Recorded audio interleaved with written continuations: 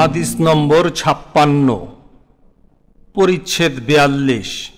নবী সাল্লাল্লাহু আলাইহি ওয়াসাল্লামের বাণী। দিন হলো কল্যাণ কামনা করা, আল্লাহর রেজমন্দির জন্য, তার রাসূলের জন্য, মুসলিম নেতৃবৃন্দের জন্য এবং সকল মুসলিমের জন্য।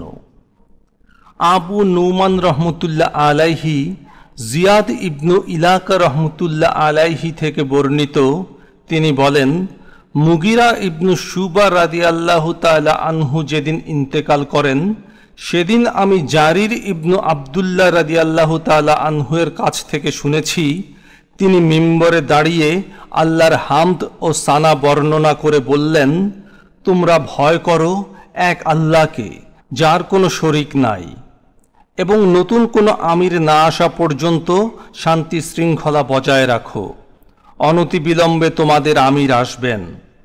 এরপর জারির রাদিয়াল্লাহু তাআলা আনহু বললেন, তোমাদের আমিরের জন্য মাগফিরাত কামনা করো, কেননা তিনি ক্ষমা করা ভালোবাসতেন। তারপর বললেন, একবার আমি রাসূল সাল্লাল্লাহু আলাইহি ওয়াসাল্লামের কাছে এসে বললাম, আমি আপনার কাছে ইসলামের বায়াত গ্রহণ করতে চাই।